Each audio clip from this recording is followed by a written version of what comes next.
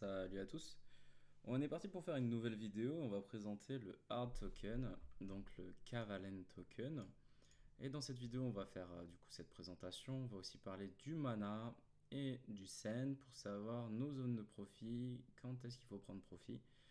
Et puis voilà, tout simplement.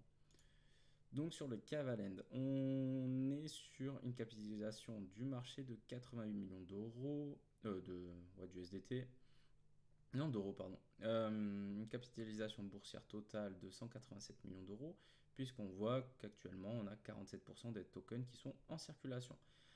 On va se demander, est-ce que du coup l'inflation des tokens est contrôlée ou non? Si on regarde au niveau du market cap ici, on voit qu'on a une forte augmentation des tokens depuis juin. Donc ça augmente bien comparé au prix, où le prix n'augmente pas forcément euh, de la même façon. Ça augmente, mais moins violemment, on va dire, que celle-ci. Donc on a quand même une belle inflation. C'est ça qu'il faut retenir sur le hard. Ça pourrait poser un petit bémol pour la suite. Au niveau des exchanges, il est dispo sur quel exchange? Il est dispo sur Binance, Gate.io, sur Ascendex. Ascendex, punaise, j'ai du mal. Et du coup, Ascendex, c'est quand même un exchange connu comme Binance. Mais quand même, Binance, le pilier dans le milieu, donc c'est vraiment celui-là qu'il faut retenir. Et sachant qu'il est dispo sur Binance, ça veut dire que les personnes, les retails vont pouvoir acheter et donc ça peut créer une forte demande dessus cet asset. Donc c'est ça qui est intéressant. Kavalen, c'est quoi? Kavalen, j'ai ouvert le projet. C'est tout simplement un site de landing. Donc c'est voilà, classique quoi. Il y en a beaucoup dans ce milieu-là, c'est classique, mais concrètement ça peut apporter pas mal de performances pour la suite. Je vais vous expliquer pourquoi. Alors du coup, on va regarder la charte. Au niveau de la charte, ça c'est la charte en weekly. Donc voilà, en weekly, on voit qu'on a eu un beau W courant 2020-2021, début 2021. Explosion, donc belle performance. On a une performance à peu près, si on prend 200%, c'est plutôt cool. Là, on redescend, bien sûr, on consolide. Nouveau W, on n'a pas d'explosion. Pourquoi? Parce qu'il n'y a pas assez de volume et parce que le BTC a fait des siennes. Et depuis, on est en train de faire des W, tac, tac, tac, tac, tac, des petits W. On pourrait former un giga W, donc ça, ce serait ultra bull. Si par exemple, si c'est celui-ci qui prend forme, pourquoi ça me l'arrête? Je sais pas. Pourquoi ça me l'arrête? Je sais pas. Donc le giga W, hop, voilà, ma ligne de coup, vous la voyez tous. Donc si lui prend forme, ce serait ultra bull pour le hard. Concrètement, ça ferait des petits W dans un énorme W, le truc ultra bullish. Et puis on va regarder, mais ça ferait même un W en monthly, je crois. Euh, tac tac. Alors, pam, pam, pam, pam, pam, pam. Ouais, ça ferait un W en monthly, hein. Si on pète ici, là, ça fait un W en monthly. Tac, tac, tac, tac. Ce serait magnifique. Donc si on regarde en daily, par contre, on voit que c'est un petit peu plus de mal à ce niveau-là. On a quand même des beaux W, mais on a un petit peu plus de mal. Pourquoi? Parce qu'il n'y a pas assez de volume. On aurait pu break il y a bien longtemps, mais le manque de volume fait que on break pas et on stagne actuellement. Et maintenant, on va se dire, est-ce que c'est un moment rationnel pour investir? Pour ce faire, on va regarder tout simplement les retracements de FIB.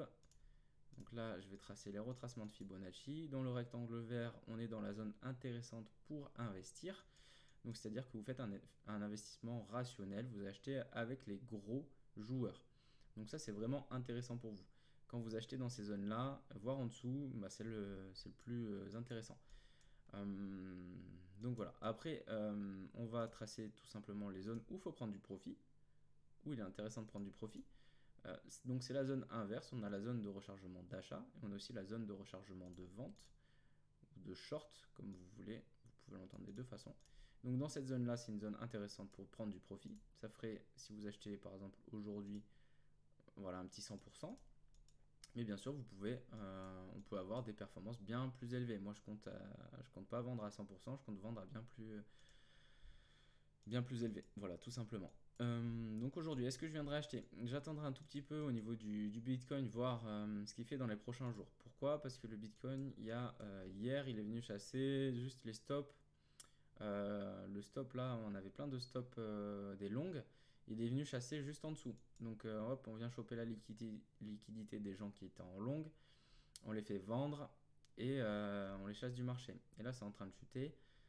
Donc on va voir ce qu'on fait dans les prochains jours, mais concrètement, tous les stops qui sont ici, ils vont sauter pour récupérer la liquidité. Quand ça va sauter, tout simplement, le hard, il va un petit peu diminuer. Alors le but pour lui, ce serait vraiment magnifique, ce serait qu'il tienne ce plus bas là. Donc si ça fait ça, hop, hop, et que ça repart, ce serait magnifique. Donc c'est ce que je vous dirais de faire, d'attendre un petit peu dans les prochains jours pour acheter ça, enfin du moins le surveiller, et après vous faites ce que vous voulez. Au niveau de l'OBV, il est croissant, donc quand l'OBV est croissant, ça veut dire que les capitaux ils rentrent dans le marché, donc toujours positif. Au niveau du volume, bon, on est équivalent entre achat et vente. Il nous manquerait quand même du volume acheteur pour faire exploser la chose. Le RSI signale pas grand chose. On a une petite divergence MACD qui fait que c'est une divergence baissière, donc un essoufflement euh, du mouvement des acheteurs, tout simplement. Div baissière, donc ouais, les vendeurs vont peut-être reprendre la main au niveau du momentum, tout simplement. Donc ça confirmerait en fait tout simplement la baisse qu'on a dit pour ensuite réaugmenter. Donc voilà, ça c'est vraiment mon point de vue au niveau du hard.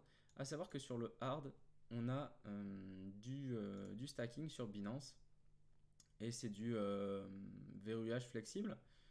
Donc il est ici, on a 10% d'API, donc je crois que c'est le plus élevé. Ouais, c'est le plus élevé, donc c'est positif. Et donc vous pouvez stacker ça et le récupérer le lendemain quand vous voulez. En fait, par exemple, vous achetez 100 hard, vous le mettez à stacker, vous allez récupérer du hard un petit peu tous les jours. Et quand vous voyez que le marché commence à faire des plus 20, 30, 40%, bah, vous pouvez récupérer votre stacking, vous le recevrez le lendemain, et comme ça, s'il y a un gros mouvement qui se prépare sur le hard et que vous voulez revendre, eh ben, ce sera positif pour vous, vous pourrez le revendre. Donc voilà. Deuxième chose, on va voir le mana. Donc pour le mana, on m'a demandé tout simplement les zones où on peut prendre profit. Les zones où on peut prendre profit, je les ai tracées, c'est une extension du mouvement. Et donc elle se situe entre les 6,64 et 22 USDT. Et les 7,69, donc ça c'est une bonne zone pour prendre des profits. Aujourd'hui là, qu'est-ce qu'on peut voir? On voit que le mana, il y a c'est une convergence haussière, donc plutôt positif. On voit qu'on est en train de former du W sur l'EMA qui lisse le William R, donc ultra positif aussi. Si le William reste dans des zones de stupidité, d'achat là, bah concrètement c'est positif pour nous, ça devrait, ça devrait monter encore et encore. Donc c'est plutôt intéressant. Là j'étais en 4 heures et donc on va passer en 1 heure, c'est la même chose. Concrètement c'est la même chose, petit W sur le momentum, les volumes croissants, tout est positif pour nous. Bien sûr, je vous conseille pas d'acheter là, vraiment pas. Perso, j'ai acheté dans les 0,76. Aujourd'hui, on est à 5 dollars. Voilà, j'achèterai jamais à 5 dollars. J'achèterai jamais au top comme ça. Et il faut prendre des profits sur toute la montée. Moi, j'en ai pris à x3, j'en ai pris à x6. Je compte en prendre à x9 dans la zone d'extension de prix ici.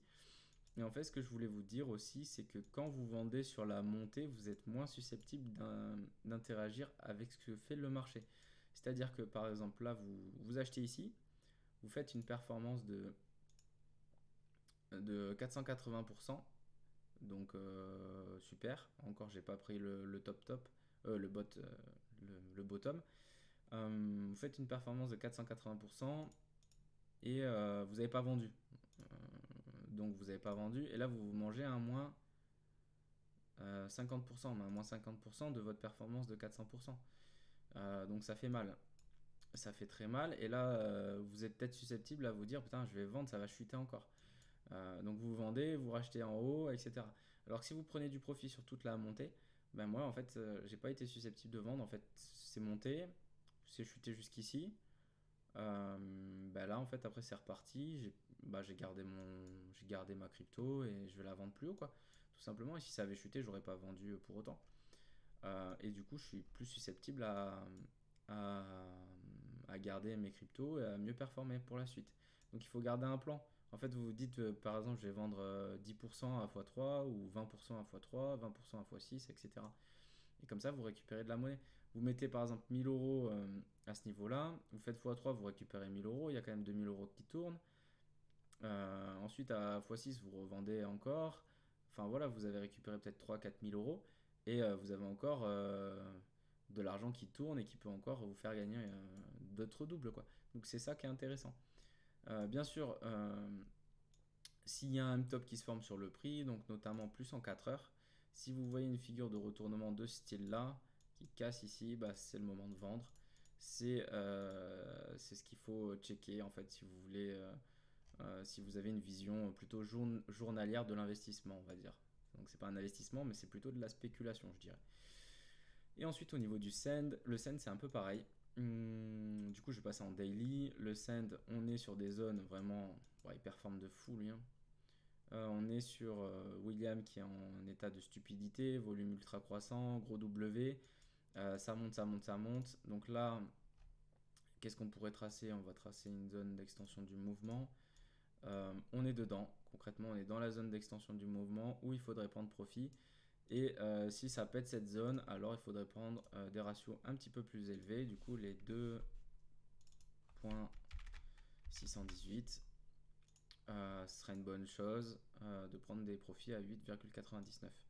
Donc voilà, c'est la chose à faire, bien sûr, c'est pareil. Si vous voyez un M-top se former, notamment, alors si c'est en daily, bien sûr, prenez des profits. Si c'est en 4 heures, ça veut dire peut-être continuation, hop, on rechute pour ensuite repartir. Voilà. Donc c'est la chose qu'il faut surveiller pour vous. Voilà, voilà. J'avais une chose à dire, c'est que par exemple, le sand, le mana, c'est de beaux assets quand on les voit comme ça, c'est magnifique. Tout le monde en parle. Mais ça me fait penser à quoi? Ça me fait penser au Shiba. Le Shiba, tout le monde en parlait. Tout le monde en parlait là, tout le monde en parlait là. Les gens ils achetaient, ils achetaient. Et les derniers arrivés dans le mouvement, bah, ils se font rect, tout simplement. Si vous avez acheté ici, vous n'avez toujours pas vendu, vous avez fait une performance de 40%, donc c'est ridicule. Si vous avez vendu au top, c'est 230%, donc c'est cool. En revanche, si vous avez acheté vraiment au bottom ici et vous avez revendu là-haut, vous êtes à une performance de 1600% à peu près. Donc c'est quand même autre chose que d'acheter ici et de faire 200%. Donc c'est aussi ça à retenir. Et là par exemple le Shiba, on avait une figure peut-être de retournement ici mais qui n'a pas prise puisqu'elle n'a pas cassé sa ligne ici. Et du coup hop, bah, concrètement on consolide, hein. Enfin on consolide, bah, on chute, hein, c'est normal, hein. Mais encore on chute doucement, je pensais que ça allait être plus violent. On chute doucement, mais ça nettoie tous ceux qui sont rentrés sur par exemple cette grosse bougie là, journalière qui a fait ouais, une bougie qui fait du 90% dans 80% dans la journée. Bah voilà, on les nettoie dans les prochains jours, hein. Concrètement, en une journée, ça a pris 80%. Les gens qui ont acheté sûrement ce jour-là, bah derrière, là ça a chuté, bah ils se sont mangés, ils se sont mangés un 36%, ils n'ont pas voulu vendre, ça remonte. Ils se sont dit ouais, c'est pas le, ça va remonter, ça va faire de nouveaux sommets, ils n'ont pas vendu, et puis voilà, hein. Et là ils sont là aujourd'hui, ils sont sous l'eau, hein, à 50%. Et en fait, si vous prenez du profit sur toute la montée, par exemple, vous récupérez ici, ici, ici, là, là, là, bah, en fait, ça chute, bah, en fait, vous vous en foutez, quoi. Votre investissement, vous l'avez déjà récupéré, vous avez déjà pris bénéfice plus récupérer votre investissement de base. Concrètement, ça chute, bah, c'est pas beau pour le reste de votre position, mais vous avez fait du profit dans tous les cas. Donc c'est vraiment ce qu'il faut faire sur le mana et le send. C'est des choses à faire. Si ça monte comme ça, à un moment donné, la retombée va être aussi rapide, voire plus rapide. Donc c'est à ça à penser, tout simplement. Moi j'ai pris profit. Enfin, je vous conseille aussi de prendre un petit peu profit. Bien sûr, là, on est en train de péter l'ATH, donc ça se travaille. Si on pète l'ATH, c'est nouveau sommet, donc ça peut monter bien plus haut. Donc voilà, c'est vraiment ce que j'avais à dire. Donc c'est pour ça qu'aujourd'hui, moi, je vous conseille d'acheter des choses plutôt horizontales, comme ceci. C'est pourquoi je vous le présente, cet asset, en fait. Bien sûr, ça peut... En fait, les gens aujourd'hui sont trop impatients, mais ça peut durer un peu comme ça, hein. Ça peut durer, hein. Ça peut exploser que dans 2 semaines, 3 semaines, hein. Ça peut exploser dans plusieurs jours ou plusieurs semaines, ou ça peut durer un mois ou deux, hein.